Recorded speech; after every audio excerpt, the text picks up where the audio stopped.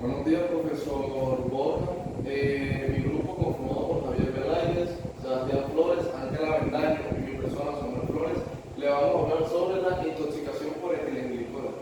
En esta exposición vamos a hablar sobre la intoxicación por etilenglicol, teniendo como un objetivo general explicar los mecanismos bioquímicos involucrados en la intoxicación por etilenglicol, su metabolismo, efectos fisiopatológicos y su tratamiento, destacando su impacto clínico y diagnóstico.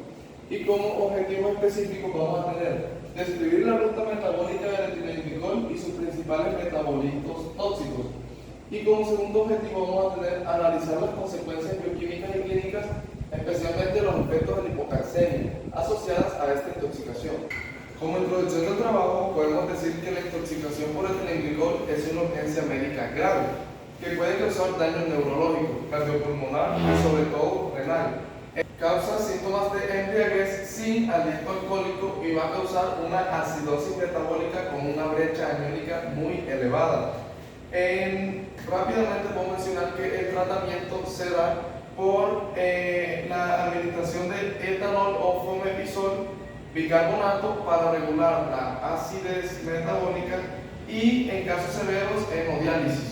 Pero primero hablemos un poco sobre qué es el etilenglicol. Es un alcohol incoloro y de un sabor dulce que es usado en productos domésticos como anticongelantes, desengrasantes y el resto de productos domésticos. Este se absorbe rápido por la vía digestiva, se va a metabolizar en el hígado y es altamente tóxico si se ingiere, incluso en pequeñas cantidades. Podemos tener que 100 mililitros pueden ser mortales para una persona que pesa 100 kilogramos. ¿Cuál es el origen y el uso del etilenglicol?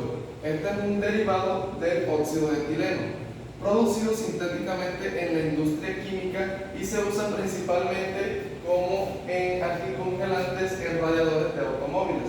Otros usos comunes podemos tener refrigerantes, fluidos hidráulicos, disolventes industriales, limpiadores de vidrios, estabilizadores de espuma, tintas fluorescentes y productos textiles. Y aunque este es demasiado tóxico al ingerirse, aún está presente en muchos productos domésticos a pesar de su toxicidad. Mencionando la estructura y las propiedades bioquímicas del etilenglicol, vamos a mencionar, por ejemplo, su fórmula química, que son 2 átomos de carbono, 6 átomos de hidrógeno y 2 átomos de oxígeno, con una densidad de 1,116 gramos por centímetros cúbicos. Vamos a tener también su masa molar de 62,07 gramos por mol y una alta polaridad por sus grupos OH. En tercer punto vamos a tener un punto de fusión de menos 13 grados centígrados y un poder reductor, es decir, que puede reaccionar con agentes oxidantes. Y vamos a tener una característica: este es un alcohol, pero este va a tener un punto de ebullición demasiado alto en comparación de los otros alcoholes, que es de 197 grados centígrados. Y este, como mencioné, va a tener un aspecto líquido, incoloro, dulce al gusto y viscoso. Hablemos del metabolismo del etilenglicol en el organismo. Vamos a tener que cuando el etilenglicol es ingerido, se va a absorber rápidamente por la vía digestiva. En el hígado es metabolizado principalmente por la enzima alcohol deshidrogenasa, ADH, la misma que metaboliza el etanol y metanol, que también son unos alcoholes. Hablando del metabolismo en el organismo, vamos a tener como enzima principal el alcohol deshidrogenasa. Entonces, el etilenglicol con el ADH, es decir, con el alcohol deshidrogenasa, va a producir glicoaldehído. Este glicoaldehído por el aldehído deshidrogenasa va a producir ácido glicólico, que este por oxidasa va a producir el ácido oxálico, que este es la forma más tóxica. El ácido glicólico es el que va a producir la acidosis metabólica en el organismo, y este ácido oxálico va a formar el oxalato de calcio, que es el que va a causar la nefrolitiasis. Hablemos también de sus usos en bioquímica y laboratorio. Vamos a tener que el etilenglicol también se usa, aparte de los productos domésticos, podemos usarlo en crioprotectores. Se va a utilizar en soluciones para preservar tejidos y células, y también en reactivos de síntesis orgánica para producir poliésteres y otros compuestos. Bueno, y a continuación yo les voy a hablar acerca de los casos clínicos. Entonces tenemos a dos pacientes. paciente número 1 es un hombre de 44 años quien ingresó con acidosis metabólica grave con un pH de 7,22, una beta aniónica de mayor a 85, con letargia, somnolencia y lenguaje empastado, simulando un cuadro de embriaguez pero sin aliento alcohólico. Se inició tratamiento con etanol oral, una dosis de carga de 0,75 miligramos sobre kilogramo y mantenimiento al 0,50 miligramos sobre kilogramo. Bicarbonato y tiene soporte vital. A pesar de la terapia, desarrolló oligoanuria refractaria y empeoramiento de la función renal, requiriendo hemodiálisis precoz. Tras 7 días de diálisis y 15 días de oliguria, recuperó la diuresis y normalizó su función renal al día 28. Ahora tenemos un paciente número 2, un paciente de 39 años quien presenta acidosis metabólica moderada con un pH de 7,26, con una brecha aniónica de 26, sin alteraciones neurológicas, recibió el mismo esquema de etanol y bicarbonato, alcanzando niveles terapéuticos de alcoholemia de 1,68 gramos sobre litro. Evolucionó como oliguria leve que respondió a expansión de fluidos, seguida de oliguria mayor a 5.000 mililitros sobre día, requiriendo reposición electrolítica pero sin necesidad de hemodiálisis. La función renal se normalizó a los 20 días, destacando una evolución más favorable que el primer caso. Bueno, ahora tenemos una tabla con un informe de laboratorio, los cuales se le practicaron a los pacientes. Entonces tenemos al paciente número 1 quien presenta unos niveles de hematocrito de 38 y tenemos al paciente número 2 con un recuento de hematocrito de 42. Tenemos el paciente 1 glóbulos blancos de 20.200, mientras que el paciente número 2 tiene un valor de 15.300. El paciente número 1 presenta niveles de urea de 95, mientras que el paciente número 2 aquí con un nivel de 59. En los niveles de creatinina en el paciente 1 se encuentra en 5,8 y en el paciente número 2 de 2,1. Tenemos los niveles de sodio en el paciente número 1 de 141 y en el paciente número 2 de 139. Tenemos los niveles de potasio en el paciente número 1 de 3,3 y en el paciente número 2 de 3,7. Tenemos los niveles de cloro del paciente número 1 con 102 y el paciente número 2 con 104. Tenemos un pH en el paciente número 1 de 7,22 y en el paciente número 2 de 7,26. Tenemos un bicarbonato en el paciente 1 de 12,3 y en el paciente 2 de 13,1 y tenemos un exceso de base en el paciente 1 de menor a 13,6 y en el paciente 2 tenemos un exceso de base menor a 9,4. Teniendo en cuenta los casos clínicos mencionados anteriormente, estos van a ser los efectos bioquímicos y patológicos que van a presentar los pacientes intoxicados por etilenglicol. Entonces vamos a tener, como primer punto, va a ocurrir una acidosis metabólica. Segundo, va a haber un daño renal, va a haber una depresión del sistema nervioso central y van a haber alteraciones cardíacas y pulmonares. Estas van a ser las manifestaciones clínicas que van a presentar estos pacientes.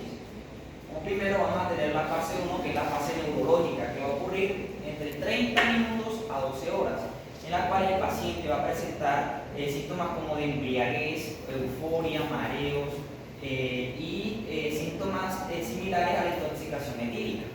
Va a haber una fase 2, que va a ser la fase cardiopulmonar, que va a ocurrir entre 12 horas a 36 horas, en la cual el paciente va a presentar síntomas de taquicardia, hipertensión, acidosis metabólica y una hiperventilación. En la fase número 3, que es la fase renal, que ocurre entre 24 a 72 horas, aquí lo que va a ocurrir es una insuficiencia renal aguda, ya que los cristales de oxalato están afectando el epitelio tubular, lo cual va a generar al paciente oliguria, anuria, convulsiones y en algunos casos coma, y lo que va a llevar es que el paciente en algunos casos se le practique hemodiálisis. Bueno, entonces va a haber una detección en toxicología en las cuales se van a realizar unos exámenes, los cuales va a ser una cromatografía de gases, una espectrometría de masa, va a haber una medición de ácidos glicólicos y oxalatos en la orina. Va a haber una brecha osmolar y brechas aniónicas elevadas. Bueno, Entonces, vamos a una explicación bioquímica de los síntomas. Como les mencioné, estos metabolitos ácidos bajan el pH, es decir, van a causar una acidosis. ¿Por qué? Lo que les mencioné. Aquí vamos a tener la enzima alcohol deshidrogenasa, que con el alcohol van a producir un glicoaldehído. Aquí el aldehído deshidrogenasa va a producir ácido glicólico y la oxidasa va a formar el ácido gliosílico, que este es el que va a causar esa acidosis. Bueno, yo les hablaré un poco sobre la explicación bioquímica de los síntomas. Bueno, vamos a tener que en cuanto a la detección en toxicología, esta puede ser mediante cromatografía de gases con espectromía de masas. También se analiza la orina para buscar metabolitos como el ácido glicólico y el oxalato a nivel de laboratorio. Se observa una brecha molar y brecha aniónica elevadas, que son indicios de una acidosis metabólica. Uno de los productos más dañinos es el oxalato, que se une al calcio formando cristales. Estos cristales se depositan en los túbulos renales, bloqueándolos y causando un daño renal agudo. Además, como el oxalato se une al calcio, disminuye el calcio libre en sangre, produciendo hipocalcemia. Esta puede causar síntomas como espasmos musculares, arritmias e incluso convulsiones si no se trata a tiempo. ¿Qué es lo que causa el daño neurológico? Hay ciertos metabolitos que son los encargados de que se dé el daño neurológico. La acidosis metabólica severa. Esto se da porque el pH sanguíneo baja y todo lo que afecta son las enzimas cerebrales. ¿Qué pasa con esto? Disminuye la excitabilidad de las neuronas. Causa depresión del sistema nervioso central, causando somnolencia y otras alteraciones comunes con estos diagnósticos. Esto también produce hipocalcemia, que es lo que pasa acá. El ácido oxálico se une al calcio. ¿Qué pasa con esto? Se forman cristales y esto hace que se disminuya el calcio libre en la sangre. Esto altera la neurotransmisión, pudiendo provocar convulsiones y tetanía. También acá podemos encontrar el cristal de oxalato de calcio en el cerebro. Estos cristales pueden depositarse en vasos cerebrales o tejidos, causando inflamación local, microinfartos y edema cerebral. ¿Y qué es el edema cerebral? El edema cerebral es el equilibrio osmótico y el disfunción mitocondrial que se da por la acumulación de ácidos orgánicos, provocando la entrada de agua en las neuronas. Aquí lo que se afecta principalmente es la bomba de sodio y potasio. Ahora les voy a hablar sobre el tratamiento antibiótico. El tratamiento se basa en inhibir la enzima ADH para evitar la formación de metabolitos tóxicos. Entonces, primero, ¿qué se hace? El antídoto compite con el eje por el ADH, ya que tiene mayor afinidad.